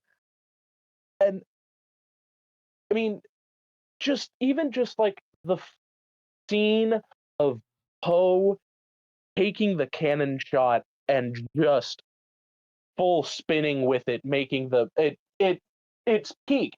It is the best movie out of of the three that we're talking about. Maybe even in the entire series of Kung Fu Panda, it is the best movie in my opinion. Yeah. No, I agree.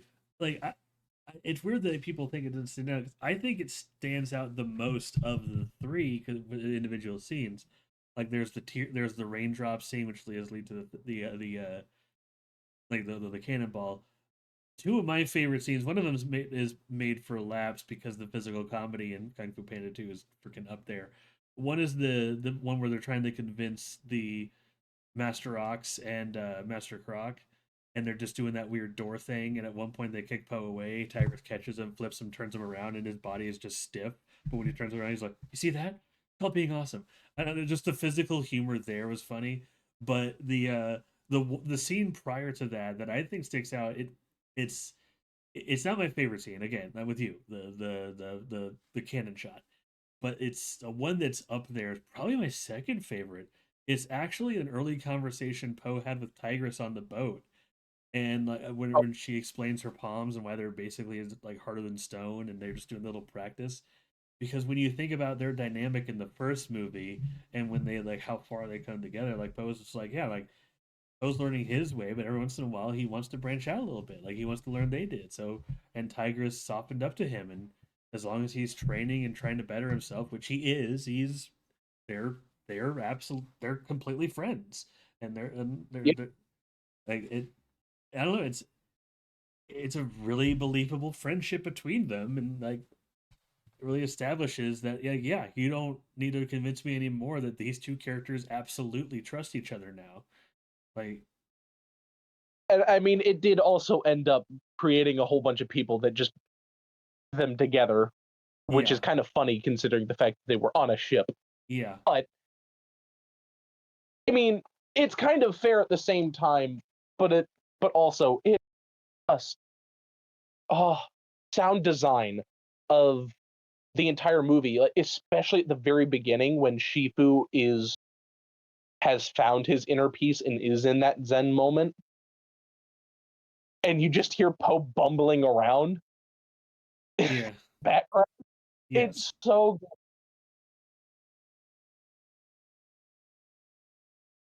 I love that it started the joke that I think was done even better in the third one of just like I think I've mastered. I just gotta. How did you get inner peace? And just like I just did this, and just oh, of course you did. Just the already Shifu star is like, yeah, this freaking idiot's a prodigy. All right. oh he learns just God, why can't anything just be hot with you? But honestly though, the movie I think what two does great is it does.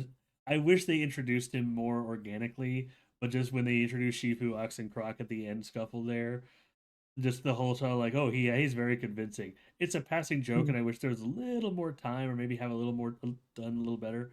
But it shows that like all things considered, Shifu is still a master, and he can teach a few things. He I like As it is stated, a master does not always teach his student all of his tricks. yeah.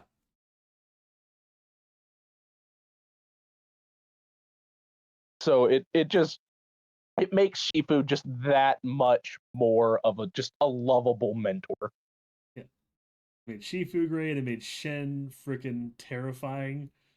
Like, uh, like, plus, this is a good time to mention each movie. Um, like does basically like have a formula, like have a mastering of kung fu. The first one is mastering your body. Like there's the whole mind, body, and spirit, but not necessarily in that order. Like the first one is more about the body, where like you have to like learn about what you are. I know there's the whole lesson of self, but I think the mind is much more prevalent in Kung Fu Panda 2. Oh yeah, easily, The first one's about the easily. body and figuring like this is learning about what you can do with your body, and just seeing what like you don't have to be just this jacked friggin' uh just Godlike tiger. right. You could be Poe, but then like do what you gotta do in this movie. And then in two, it's like you're not thinking about all the trauma. It's like what center your mind. It's like center your mind, get it just where you need to be so you can properly focus. Because a strong Go to body your is yeah. and it just provides so well. But and then that'll bring us to I think it's up on your favorite. I think you said it was up there for you. I think it's good, not quite as good as two, but still Yeah, good. I agree. Like it's it's really recognizable. And again, I stated this to you before. Um, of it's the music when Kai is walking up the steps. It just everybody immediately knows the scene, knows the villain. It is so easy to just okay, we know who it is. Also, can I just say, Oogway in Kung Fu Panda 3 he's a little shit. I don't love him. It's been centuries. He he is a rage baiter. That's what he did. Essentially, just looked at him and went, "You right." I think also one of my favorite scenes in the movie is just when Poe confronts Kai and he says all the titles like Kai, the Widowmaker. He's like, yes, finally, thank you. That almost makes me not want to kill you. Like finally, someone remembers me. Uh, and that's one of the great things that Kung Fu Panda, the entire series, does, or at least those three do really, really well, is they combine the super seriousness of the what they're trying to get across as lessons with some of just the most blessed humor. It's so good. Yeah. Like now, There's and I mentioned that like the first two were like like body and mind, and like I said, the three do mind, body, and spirit. Obviously, number three is about mastery of the spirit. Like how do you master yourself and center yourself? Poe's big journey in this one is he's actually been through a lot in the first two movies, and being the Dragon Warrior, he's pulled around for a lot of things. But there's something else he wants to do because now he could find his Earth Father. But and it's all about like that last monologue he had. It's just when Kai's like, "Who are you?" And like I've been asking myself this, and just like, "Am I this? Am I that?" And he's all of those things. He has to figure out that every piece of yourself defines yourself. Every part of you is a piece of the what, greater whole. yeah, and it's such a cool end scene. It is such a good ending. Get it? Cause the dragon. Chitty chitty chat chat. It cat. Just, and you can tell where Poe got his rage bait from. Just look at the beginning of the third movie. Yeah, You know where he got his rage bait from. yeah. But then like I said before, then there's that joke at the end where he has the staff, and Master Chi was like, "What? What did you get that?" It's like, "Oh, Master Uga gave it to me. I think I mastered Chi." Of course you did. Just so good. And he just relents and goes, "Can you teach me?" But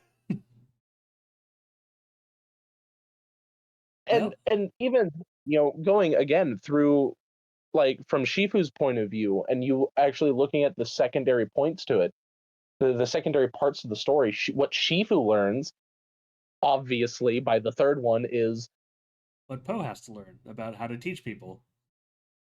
yeah, as well as, um, sometimes the master gets taught by the pupil. Mhm. It all everything comes full circle all the time. It all just wheels Yep. forward. That's why like I do like the ending. Like I like trilogies in that sense. There's a standard 3 act structure, whatnot, but like I do think there are movies that when you take them for their value, just 1 to 3, like stopping at the third one, judging only the trilogy, I think they're great. Like Men in Black's a good example. Men in Black 1 through 3, quality of the movies and how you feel about them may vary. Great trilogy. Same thing with Kung Fu Panda, How to Train Your Dragon. I'm gonna say that includes Shrek. Like I don't really care for Shrek Forever After, but if you just count me Shrek 1, 2, and 3, I think those 3 movies tell a great story. It just with the overall theme of the trilogy being just expectation about the hero and the villain, and who should get a happily ever after.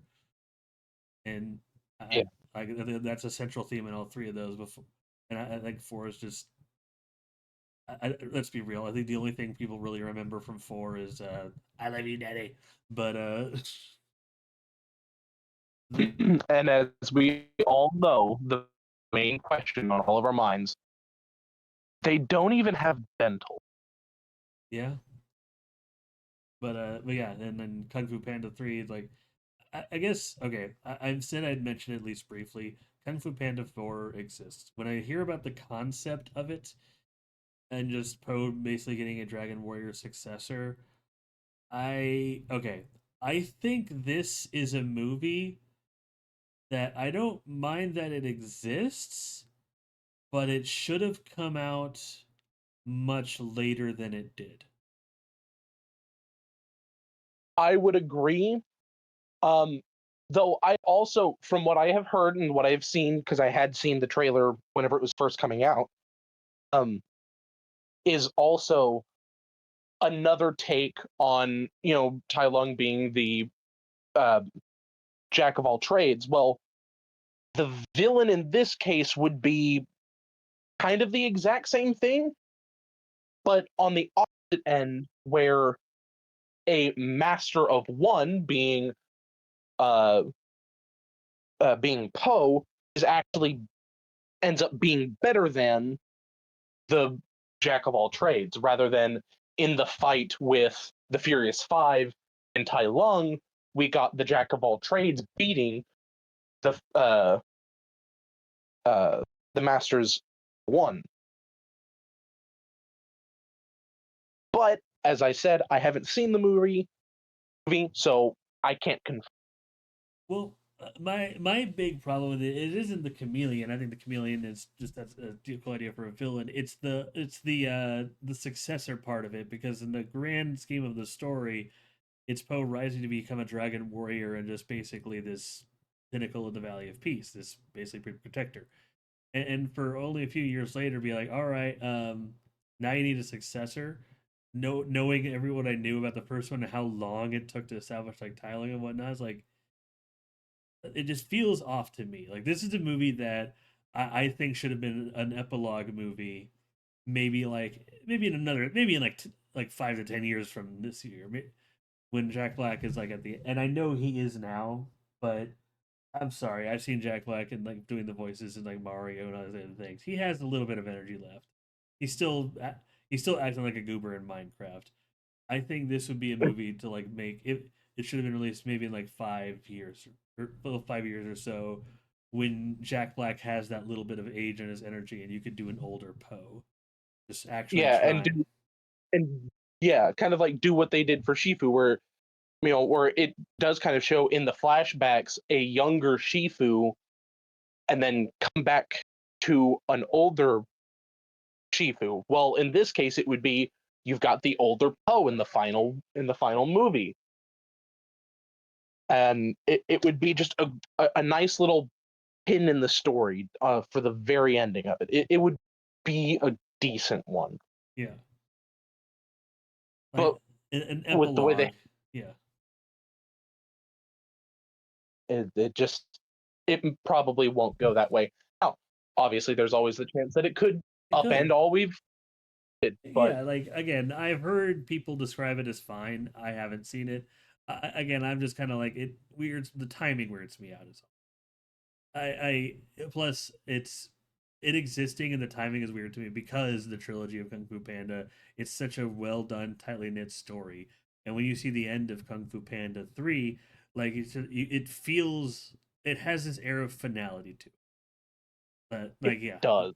like the curtain is closed on this story. This trilogy exists forward. So when you hear Kung Fu Panda 4, it's just like, okay, that's kind of how I viewed it. Like, I think there's a right way to do these fours, but I don't know. We haven't quite figured that out yet for some of these movies. Yeah. I don't know.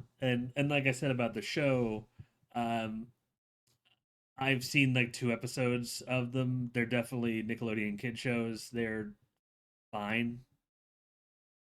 I That's all I can really say on it. I don't really have any strong feelings either way because when I'm describing a show, I feel like I at least have to watch most of it to say if it's amazing or bad or you know. Yeah. That and it's completely fair. Yeah. I mean, I haven't even watched. I don't even know if I've actually watched any of the episodes other than just like one or two clips from Right. YouTube or something. I think they had them on streaming for a little bit on like on the YouTube and you know how YouTube has these channels that will just stream marathons of these episodes. I'm pretty sure that's where I saw they had like those in preparation for Kung Fu Panda 4. I just kind of sat there for a bit, but I think that's where I saw them. It was either that or Tubi, but no, I didn't see much, and I know there was that other thing like Kung Fu Panda and the Dragon Knight on Netflix, which everyone just forgot existed. So, including myself, I had to look this up before the podcast. But no, that's part of the reason I only want to talk about the trilogy because all the nitty gritty aside, like the Kung Fu Panda trilogy, I do believe is DreamWorks' strongest trilogy. When you think of the quality of all three together and just the overall story that they're telling, I think the Kung Fu Panda trilogy is the strongest trilogy. And I would agree with you that it is. If it is not the absolute best, it is a very close second. Yeah. At least on my ranking. Yeah, all the love in the world to Shrek, but I think the top two are How to Train Your Dragon and Kung Fu Panda. If you're judging it as a trilogy, the best DreamWorks Yeah. movie, in my opinion, is still Shrek 2. And honestly, now Puss in Boots and The Last Wish actually might. Have you seen that? I haven't, but I have seen a lot on it It's and really about good. it. It's That's what I. it is a movie that like talk about don't judge a book by its cover. It's like, oh, a sequel to what is it with DreamWorks and their sequels are god tier. It's always, well, they always set up the story in the first one and then go for the second one. However, with the Puss in Boots, it's a little hard to do. Well, they already had a They story with Puss in Boots, and all you really need to know from the first one is that Kitty Softpaws is a character that exists. That's quite literally all you need to know is Puss in Boots is a mercenary, and Kitty Softpaws exists. and it is a very very clear love interest. Yes, but like that's pretty much it. Like everything, just the art style, the demeanor, everything changes, and oh my god, the thrill! It's I don't want to. This isn't about that. I will say, watch it. But but going back to Kung Fu Oh, Panda, who's your favorite of the Furious Five? okay, that depends. If we're going off of sarcasm, it has to be Mantis. Well, everything considered, like I have actually you don't have this. If you were to master one of their fighting styles, whose would it be?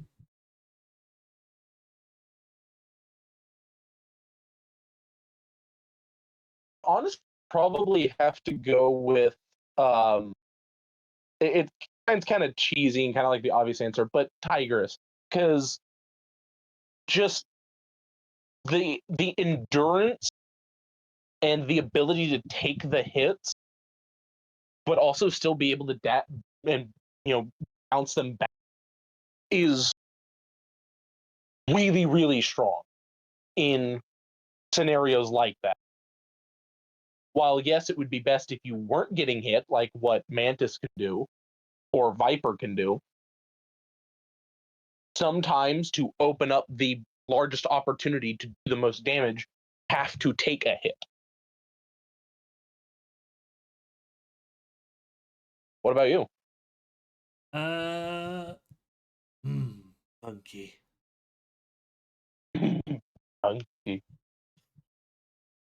Of course, you would go for the King Kong approach. No, it's not even the King Kong approach. It's just the being able to use every part of your body, even though your strikes aren't as strong as the tiger or as precise as the mantis. You don't have you don't have the flexibility of Snake. Like he has the versatility, and that's what I look for in fighting. Yeah, Like I I, I I like having versatility in what I do, and that's best personified in the monkey. Mantis is uh, technically a close second, but monkey. yeah, but so you've got Mantis being the hidden one. You've got Viper being the flexible. You've got uh, Monkey being the versatile. Tigress being the endurance hard hitter. Sometimes the best I can think for Crane is either Scout or He's Dive Bomb. sweeping strikes and just being able to disorient people and just do all these just wide hits, even if they don't have for like that. Like I think sweeping is the name of the game. Yeah, which honestly, if I'm remembering correctly, is a direct correlation to each of them have knowing the animalistic fighting style that Kung Fu names their styles after. Yeah, So like Crane would have Crane style, and I'm pretty sure that's what that is. yeah. Going along with Mantis having Mantis style, yada yada, and they just kind of included that in there, which is always a fun little. Oh yeah, man. The all right. I think that'll be just about last thing to talk about for the day here. I think that'll lead us. Yeah, I can't think of anything else I could really say to gush about Kung Fu Panda. What about you? Not really. All right. Guess that brings us to the closing bit of the podcast today. Thank you very much for joining us today, Mr. Draco. You're welcome. The third and fourth chair that was brought out to me has been consumed. It's Y'all really okay. need to get a better fire retardant. Between you and Griffin constantly burning my theater down. It's not my fault. I am what I am. Fair. But yes, well, thank you for joining me today. Now I mentioned today, like we are gonna have a wheel today, so let me go ahead and I'll see if I can't do get that squared away. And on the wheel, like the topics we have here, we had Wika or Leica. That might be a typo as well. You know who I'm talking about. Coraline Yeah. Paranoia. Yeah. The Alien versus Predator tier list. Um, the Mummy trilogy with the Brendan Fraser Mummy trilogy specifically. Um, we are the Men in Black. This is going to be like this one. We're going to focus on Men in Black 1, 2, and 3. Try to talk briefly about the fourth one and the animated show from the early aughts. But it's trilogy is primary. But the Cloverfield trilogy, which is you wouldn't tell it's a trilogy from looking, but that would be Cloverfield, 10 Cloverfield Lane, and the Cloverfield Paradox. And then you have the Dark Knight trilogy, which I mean, we could peek. And replacing Kung Fu Panda is the talk I call Sing a Song. This is not about a trilogy. This is about the two Sing movies from Illumination. two movies that I like very, very much.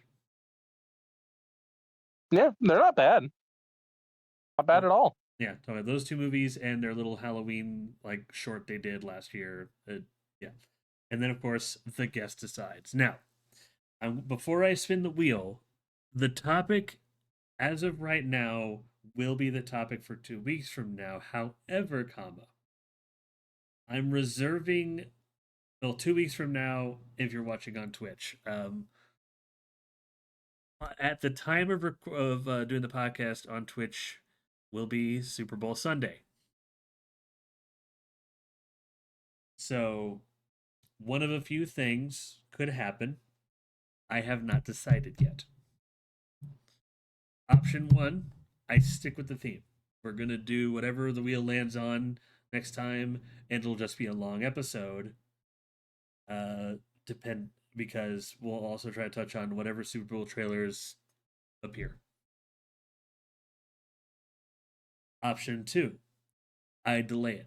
I delay the podcast for a day or two so I can get all the Super Bowl trailers. So because I'll be airing in the middle of the Super Bowl. That means the podcast, instead of being on a Sunday night, would be on a Monday or a Tuesday. Which would probably be easiest to do it anyway. It would be a one time, but that's how it would work. I'll make an announcement on the Discord about that regardless. Option three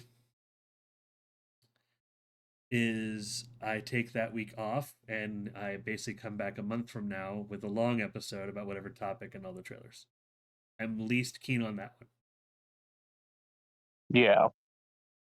Option four, and that means that what I do on option four is basically what I did last year. Basically, get some people in here, and we kind of try to do a live react to some of the big Super Bowl trailers as they're announced, as they're revealed. I don't mind doing that, but I'm going to be honest. Last time I did it, my episode was basically demonetized and flagged to outer space. So I am going to Rip. So if I do that, if I can think of a way to do that again, not just like flip the screen, distort it, do whatever I can to basically plead fair use, because I basically uh fought all of the claims, and most of them did go away after the movie was released. Because yeah, it's all kind of whatever now, but it's just annoying to deal with. So there's a few things that it could happen. I'm also open to suggestions if people want to like meet up on Super Bowl Sunday and just watch trailers. It'll be a shorter episode, but it would just be us gushing about trailers for a while. And it might not even be a live watch party. It might just be a news and trailers episode. Like I said, there's a few things going. So, but without further ado, let's spin the wheel to find out what the next main topic would be regardless.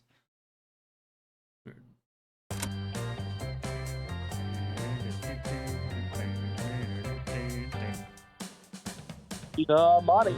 Oh, it's on the line. Oh, Cloverfield. Okay. All right. Okie dokie. All right. I'm glad it didn't land on the Alien versus Predator tier list. Because that would have been that would have ensured that whatever I did for the thing that it would have been it would have narrowed my choices because my tier lists go on long. But okay. So the tentative plan as of right now is that on February 8th, Super Bowl Sunday, will be the episode on the Cloverfield trilogy to talk about as many of the trailers as we can. That is the tentative plan. We all blame Schmidt. We all blame Schmidt, Griffin. Oh, geez, thanks. But I if that is not what if I could find a way to do it, and if people are down to join me, I think the most likely plans will either be streaming on Super Bowl Sunday, just watching trailers and shooting like just shooting the shot with some friends on stream for a little bit, or it might not be on Sunday. It might be on like the Monday or Tuesday, and it'll just be a little longer episode on a school night. It's gonna be weird. Haven't quite figured it out yet, but yeah, Super Bowl is prime time for trailers, and I am I'm expecting a few. Well, well, it sounds like it's going to be well, okay. Have you been keeping up with the Marvel trailers they've been doing for Doomsday? a little bit, but not attentively. So they've been dropping character trailers. Some of them are in theaters right now, and every week they're dropping a new one. If they keep up with this trend, we'll probably get a new one like on Tuesday or so. If they or rather tomorrow, if they just do one every week. If they do Okay. one every week. But the theory I had is that they're going to keep up these little teasers for Doomsday because each of them are like character based. The first one was about big shock of all shocks, Steve Rogers will be back in Doomsday. Then Thor will be back in Doomsday. The third one was an X-Men theme one that let's say what do they always say, broke the internet because it showed Scott Summers, particularly from like the early 2000s X-Men movies, in a comic accurate Cyclops outfit, and it looks. And the fourth one they All the did, yes, they're all just little character teasers showing like weird snippets of like a scene that happens in the movie with no like nothing that ties them together, just leaving fans, which I kind of like. And in the fourth one, it shows Wakanda and where it is right now with King M'Baku meeting Ben Grimm of the Fantastic Four. That's interesting. So yeah, Fantastic Four some already like crossed over from their universe into ours, and the first people they meet is the Wakandans, which is interesting.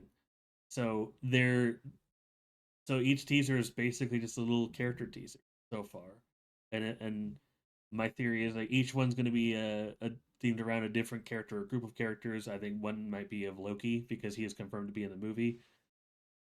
Really interesting considering the Loki show, but Super Bowl Sunday I think would be the last one. Would be the reveal for Doctor Doom in a teaser. And it's gonna be awesome. And here's the thing: it's going to be a short teaser, I believe.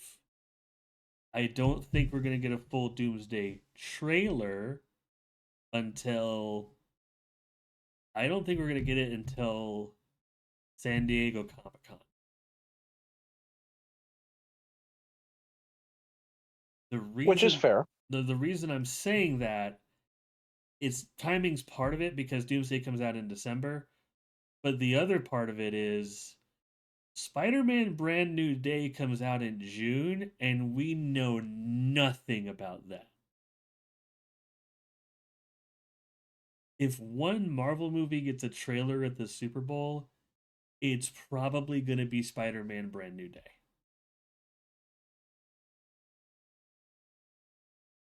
Boy. Yeah, that's my prediction. Plus whatever other summer blockbuster BS they want to throw our way, and maybe some things that look good. Who knows? Maybe a full clear view of Street Fighter.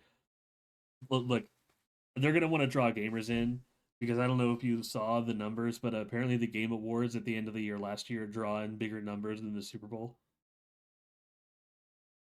That makes sense. Yeah, it's sad but true. But Sad? No. Video games the way to no. I agree. But no, like I think they're gonna want to have like commercials that appeal to gamers this time around. More than likely. I mean, just bring back the original Dorito commercial. Bring back Puppy Monkey Baby.